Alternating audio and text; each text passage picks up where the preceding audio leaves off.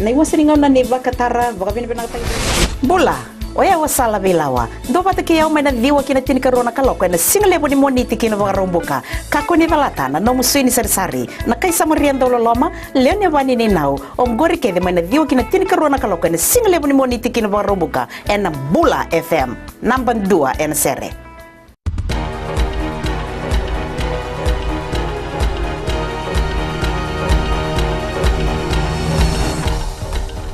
Ni sambula, sai koengo na Vakaleleka ni nonda itukutuku.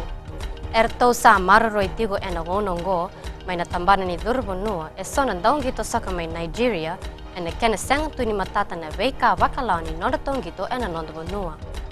Vakareitaka na directa ni tambana ni Durbonua, kone mani wuniwanga, ni senga na nonda to ivola tara ni ngito e viti. Ertou se vakayanga tagatiko nga na ivola tara ni lako vakangande.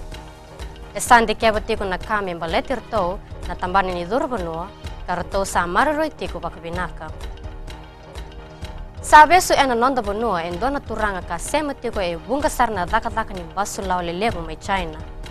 Rango ena nonda to daka-daka bata na tamba daka-daka niyo visa ena nonda bonua na Interpol ke na tambana niyo visa may China.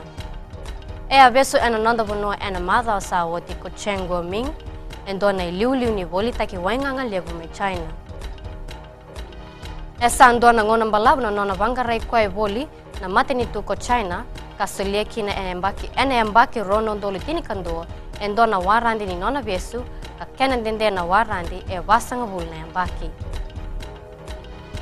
Na lailai ni kila kame mbaleta na vakaluveni esa vakabuna na tumbu ni wili ni buketen dole ena nonda bonua.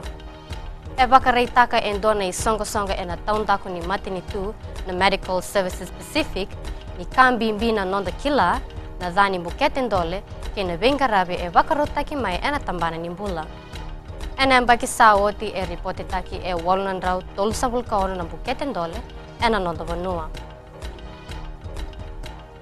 Hinagito, sana senga ni vakaitabi na nonda timi ni veitau bode ena gito ni Pasifika ena Sevitemba. Ia e sa dola tali dona mata katumba binaka daki sara. Oya na kena sa laki vakaitabi en dona daubode ena nonda bonua o Pauline Benson kina dona soto-sota may Tahiti oya na tay ato. E maro taga sara Vakaleleka ko Pauline na nona laki vakaitabi ongo. Sa may daba e keri na Vakaleleka ni nonda itukutuku ena ngono batangaongo ni mataka itemo a demanda.